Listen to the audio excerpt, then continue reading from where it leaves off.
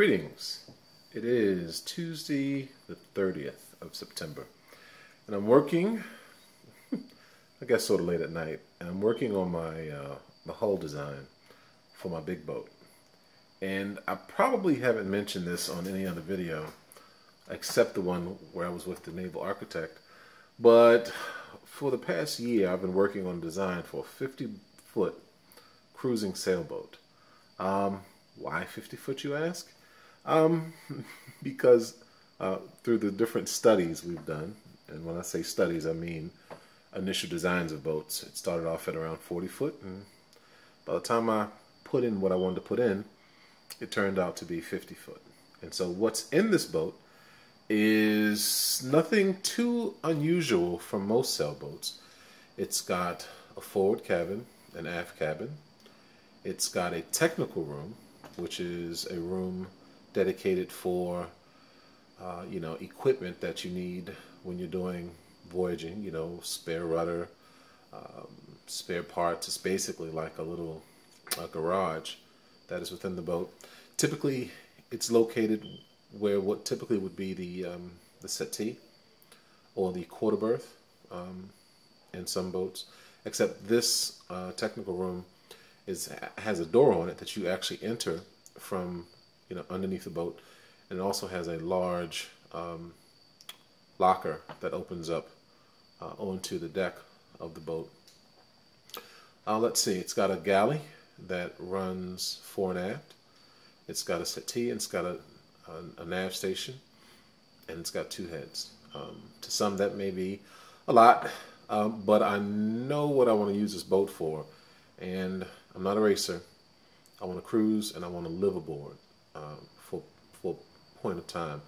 And I'm 6'6", 6'7" tall, and so I needed a boat that would have proper headroom for me. It's been designed with a minimum of 6'10" clear headspace, and in a lot of spaces it's actually 7 foot.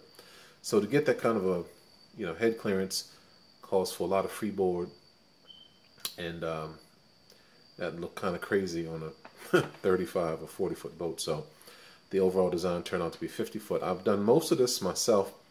I've consulted with a naval architect or two simply for advice. All the drafting, all the drawing, all the calculations have been done by moi.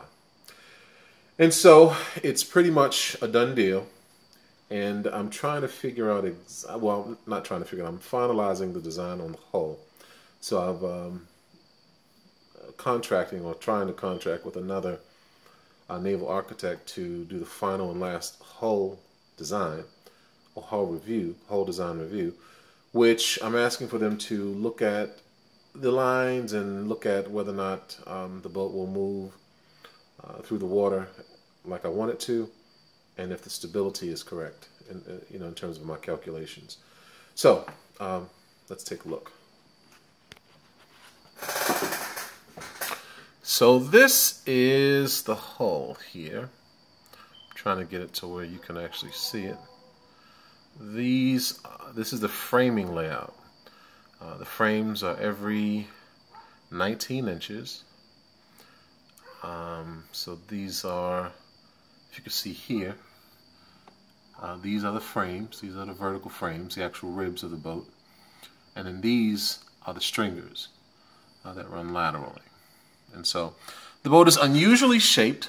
Some of you may not like it. It's not a traditional look for a boat, but what I do have that's traditional is I have a full keel with a skeg hung rudder, which is basically a barn door. Because again, I want to be a cruiser. I want to be able to track, go steady. And let's take a look at it. It's got, good shape. Looks like a bullet to me. Now let's hope it goes through the water like a bullet. And again, these are the frames here, the ribs, and these are stringers. These stringers you see here would actually be on the bottom of the hull. And then these you see here would be on the sides of the hull. So, and this is sort of a look at the hull lines here. And so this is what we're what I'm trying to finalize now. It's got a hard chine, and so what I'm going to do is here, this chine will actually have a radius on it, which is slight. All I have to do to get a workable radius to eliminate eddies is to basically relieve this hard chine by 1/4 of an inch over a 3-inch span. And so that can be done with a planer or sander to get that done. So this is what I'm working on now, and I think Mads, I love that name by the way, Mads, asked me to show a little bit more about the boat, so that's what I wanted to do. Also, I'm working on a little model. Okay, this is very rough, but I'm going to show it to you. This is regular Home Depot styrofoam that I've glued together to create enough layers to give me what's a scaled down version. Basically, this is 24 inches worth. I've got to add another inch and a little bit more, 1.1 here. But this actually is a perfect scaled down model of the boat. So for every inch in the real world, it represents 2 feet in the model space. And so what I'm going to do is, I've got this laid out to the shape of my hull. I'm going to cut it out, and if you see at the bottom, it's even got the line to the bottom of the hull. And then I will cut it from the front end to give me that hull shape. And so once I do that, I'm going to actually weight it down. This is where I may need help with. I'm trying to figure out how to scale down the weight. So the finished weight of the boat will be around 31,000 pounds. That's without fuel and loaded. That'll be the dead weight, I guess. So I'm trying to figure out exactly what it would be to scale down that weight to be proportionate to what we're doing here. So if you're a mathematician and can help me out with that, I'd appreciate it. I came up with 2 figures that are starkly different.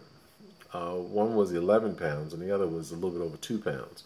I'm thinking it's the one a little bit over 2 pounds is what it would be. So again, 50-foot, 7-inch boat reduced to 25 and 1/8 inches in the real world. That supposed to weigh 31,000 pounds.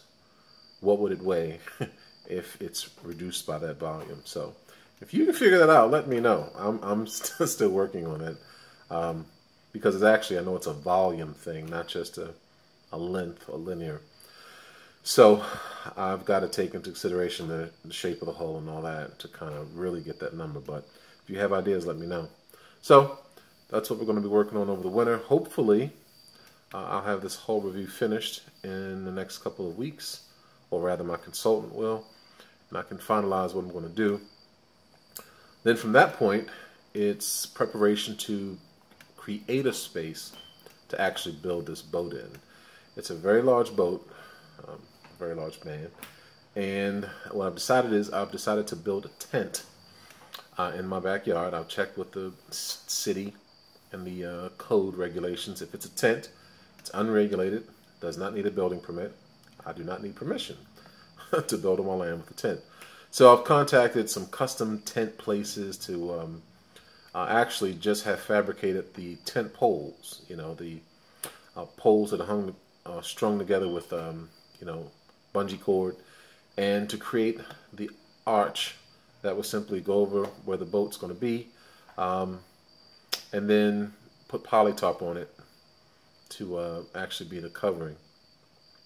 And you know, I just need to somehow rig this up as a tent. I've done a lot of work with tents. We've camped a lot, but this would just require some type of lateral bracing in between those arches, and of course to eventually have a post in the middle, and to use, you know, ropes to tie it down, taut rather.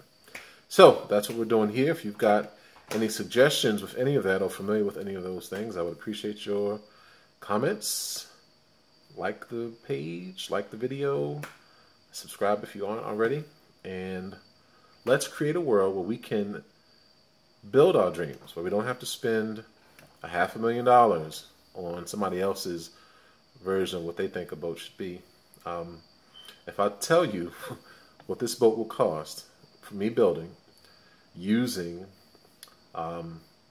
Meranti or Kumi plywood, Doug fir, and some regular old